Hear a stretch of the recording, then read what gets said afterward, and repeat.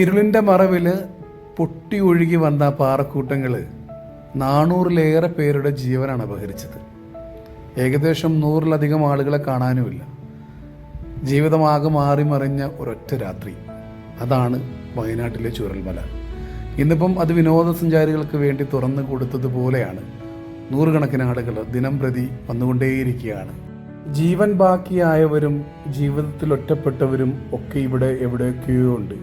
പുതിയൊരു ജീവിതത്തിനായി, പുതിയൊരു വീടിനായി അവർ കാത്തിരിക്കുകയാണ്. അവരാഗ്രഹിച്ചതുപോലെ ഒന്നല്ല ഒരുപക്ഷെ അവർക്ക് കിട്ടാൻ പോകുന്നത്. ചിലർക്കാണെങ്കിലോ ആഗ്രഹിച്ചതിനും അപ്പുറത്തായിരിക്കും കിട്ടാൻ പോകുന്നത്. അങ്ങനെ ജീവിതം എല്ലാവർക്കും ഒരേപോലെ എന്ന് കാട്ടിക്കൊടുക്കുന്ന, നമ്മളെ പഠിപ്പിക്കുന്ന, ഒരു രാത്രി കൊണ്ട് ജീവിതമാകെ മാറുമെന്ന് നമ്മളെ ചിന്തിപ്പിക്കുന്ന കാഴ്ച കൂടിയാണ് ചൂരൽമല. പണം കൂടുതലുള്ളവനും സ്ഥലം കൂടുതലുള്ളവനും സ്ഥലം കുറഞ്ഞവനും പണം കുറഞ്ഞവനും എഞ്ചിനീയറും ഡോക്ടറും സാധാരണ കൂലിപ്പണിക്കാരനുമൊക്കെ ഒരു രാത്രി കൊണ്ട് തുല്യരായി മാറിയ ഒരവസ്ഥ.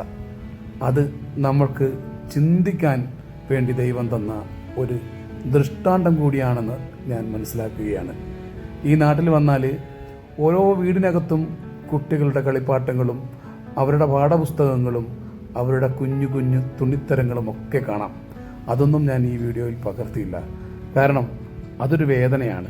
ആ വേദന ഇനി കേരളത്തിലെ ജനങ്ങൾക്ക് വേണ്ട. കാരണം കേരളത്തിലെ ജനങ്ങളെല്ലാം ഒന്നു ചേർന്ന് ഈ നാടിന് വേണ്ടി ആത്മാർത്ഥമായി പ്രാർത്ഥിക്കുകയും പരിശ്രമിക്കുകയും ചെയ്തവർ തന്നെയാണ്. ഈ നാട്ടിലേക്ക് ലക്ഷക്കണക്കിന് ആളുകൾ സഹായവും പ്രാർത്ഥനയും ഒക്കെ എപ്പോഴുമുണ്ട്. തീർച്ചയായിട്ടും ഇവിടെ വരുന്നവർ ഓരോരുത്തരും ഈ നാട്ടിലെ സാധാരണക്കാരായ ഒരുപാട് സ്ത്രീജനങ്ങൾ ഈ തൊട്ടടുത്ത പ്രദേശങ്ങളിലൊക്കെ ചെറിയ ചെറിയ കച്ചവട സ്ഥാപനങ്ങളൊക്കെ ആയിരിപ്പുണ്ട്. അവർക്ക് ജീവിക്കാൻ വേണ്ടിയിട്ടാണ്. ജീവിതം തന്നെയാണ് ലഹരി. എല്ലാവരുടെയും ജീവിതവും ഉയർച്ചയിലേക്ക് എത്തട്ടെ, ഒരുപാട് നന്മയിലേക്ക് എത്തട്ടെ.